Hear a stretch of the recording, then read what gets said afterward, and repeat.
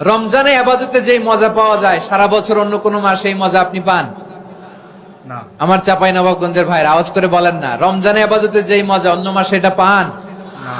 কারণ রমজানে ইবাদত করলে সওয়াবও বেশি, ইবাদতের একটা পরিবেশ থাকে, ঠিক কিনা বলেন?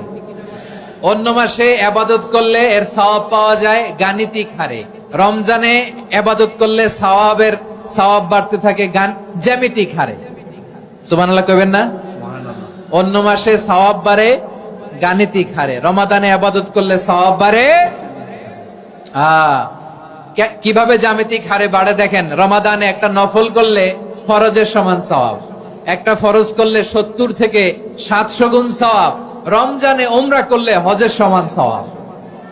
সুবহানাল্লাহ নাই? দ্য মান্থ অফ হোপ, আশা জাগানিয়া মাস। এই মাস আমাদেরকে হোপফুল করে, আশাবাদী করে। রমাদান যেমনি দ্য মান্থ অফ হোপ, আশা জাগানিয়া মাস, এট দ্য সেম টাইম এই রমাদান হচ্ছে মান্থ অফ ওয়ার্নিং, একটা ওয়ার্নিং এর মাস। নবী যেমনি আশা জাগাইছে আবার ওয়ার্নিং দিয়েও গেছে, খবরদার। ওয়ার্নিংটা কেমন? আল্লাহর হাবিব সাল্লাল্লাহু আলাইহি ওয়াসাল্লাম মসজিদে নববীর ভেতরে হঠাৎ তিনি মসজিদে নববীর মিম্বারে পা রেখে বললেন আমিন। দ্বিতীয় ধাপে পা রেখে বললেন আমিন, তৃতীয় ধাপে পা রেখে বললেন আমিন। সাহাবারা অবাক হয়ে বললেন ইয়া রাসূলুল্লাহ, ইয়া হাবিবাল্লাহ, 3 বার শুধু আমিন আমিন পড়লেন, কেন পড়লেন আমরা কিছু জানি না, আমাদেরকে জানিয়ে দেন কেন আপনি 3 বার আমিন বললেন। রাহমাতাল লিল আলামিন আল্লাহর হাবিব বললেন, ও আমার প্রাণের সাহাবীরা, আমি যখন মসজিদে নববীর মিম্বারের প্রথম ধাপে পা রেখেছি, সাইয়েদনা জিবরিল এসে আমাকে বলেছে, ও নবী, আপনার নাম শুনে যে ব্যক্তি আপনার উপর দুরূদ পড়ে না তার ধ্বংস। আপনি বলেন আমিন। আমি বলেছি আমিন। দ্বিতীয় ধাপে পা রাখার পর সাইয়েদনা জিবরিল বললেন, ইয়া রাসূলুল্লাহ, মাতা পিতাকে বার্ধক্য অবস্থায় পেয়ে তাদের সেবা করে, তাদের সাথে সদাচরণ করে যে সন্তান জান্নাত কামাতে পারলো না তার জন্য ধ্বংস। আপনি বলেন আমিন। আমি বলেছি আমিন। আবার মিম্বারের তৃতীয় ধাপে ঠিক যখনই আমি পা রাখলাম, সাইয়েদনা জিবরাইল বললেন, নবী, রমজান মাস পাওয়ার পরে এই মাসে ইবাদত করে যে ব্যক্তি নিজের গুনাহ মাফ করাতে পারলো না তার জন্য ধ্বংস। আপনি আওয়াজ করে পড়েন আমিন। কত বড় ধমক, কত বড় ওয়ার্নিং দেখছেন। যে রমাদান পেয়েছে কিন্তু রমাদানের ইবাদত করার মধ্য দিয়ে সে নিজেকে জাহান্নাম থেকে মুক্ত বানাতে পারলো না, তার উপর আল্লাহ লানত, তার জন্য ধ্বংস। সাইয়েদনা জিবরাইল বলেছেন আমিন, স্বয়ং বিশ্বনবীও বলেছেন আমিন। আওয়াজ করে পড়েন নাউযুবিল্লাহ।